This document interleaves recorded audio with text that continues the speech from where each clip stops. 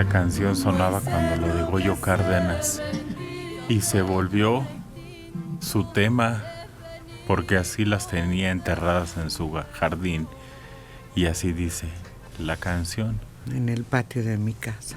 Yo las veré, pero es que había goyomanía cuando los asesinatos en realidad nos llamaban la atención y conmocionaban y había chistes.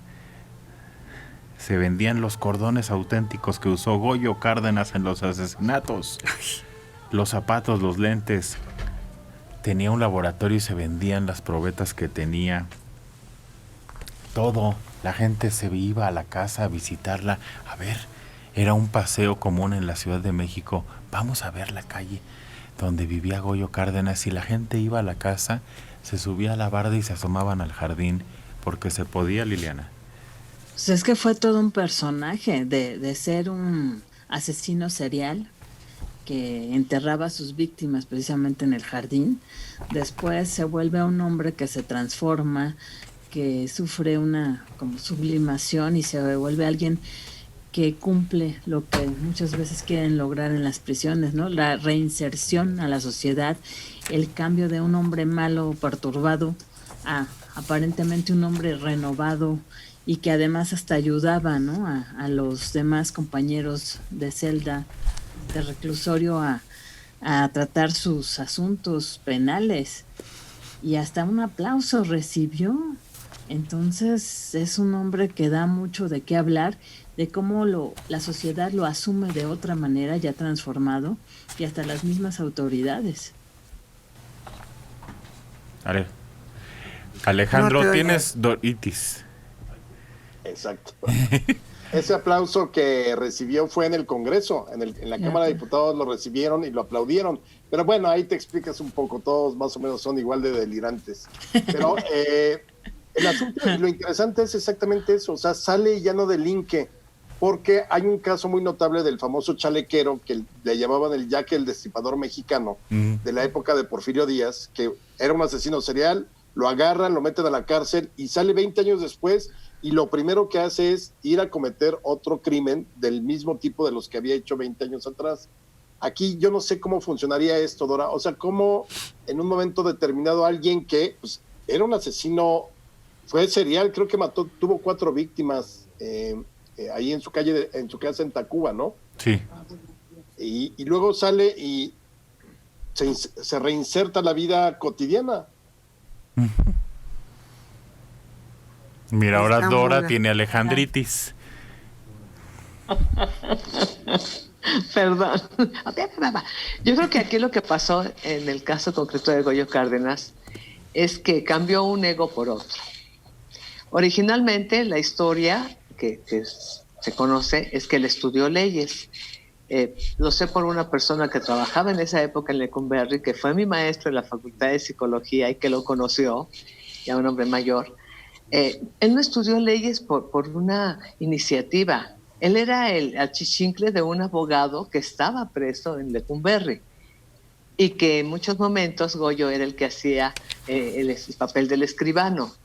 Él escribía, él le decía, él le mencionaba, y absorber toda esa personalidad del hombre al que asistía le empieza a dar popularidad dentro del penal. Y entonces empieza a correr la historia. No dudo que haya leído, porque sí manejaba las leyes, pero no fue por una iniciativa, fue porque queda como chichincle de este hombre. Cambia un ego por otro.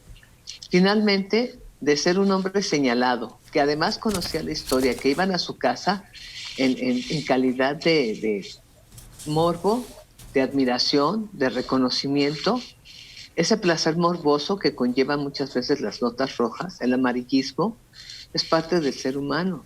Pero el conocer él que después de todo lo que había hecho y todo lo que había pasado, la gente asistía como un lugar de culto, el ego se fortalece brutalmente, no importa los medios de los que se haya valido. Entonces, cuando él sale y tiene este reconocimiento, finalmente la patología sigue estando ahí, pero el ego se nutre de otros factores. Y él era un asesino nato. Él no se hizo a través de las vivencias. Algo había en él. Y el asesino nato, pues según la definición del Lombroso y todo esto, él correspondía a ese perfil. Entonces yo creo que lo que dijiste me encantó.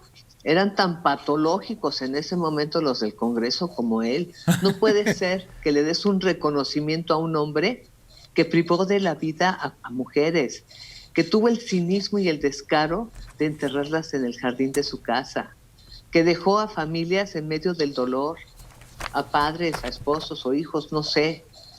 Pero no puedes rendirle un homenaje así porque es sentar precedentes, es hacer historia. Entonces, puedo robar, puedo matar, pero si tengo un buen comportamiento en la cárcel y hago como que hago, hasta el aplauso de los congresistas y el reconocimiento de tener a un país rendido.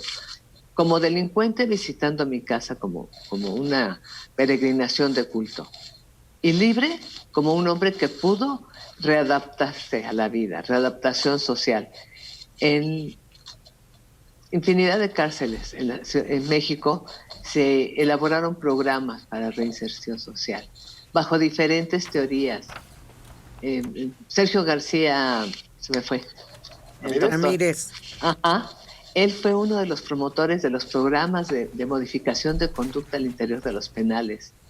Él estableció, implementó programas de puntos, modificación de conducta, talleres, todo esto con el fin de que se pudieran ganar un dinero al interior de la cárcel, tener escuela, alfabetización, terminar primaria, todo esto.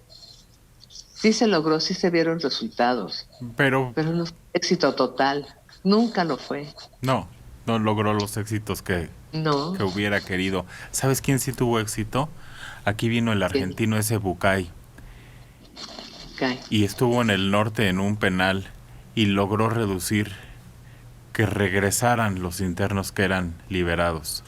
Regresaban el 90% y él lo redujo creo que al 30%, con educación. Sí.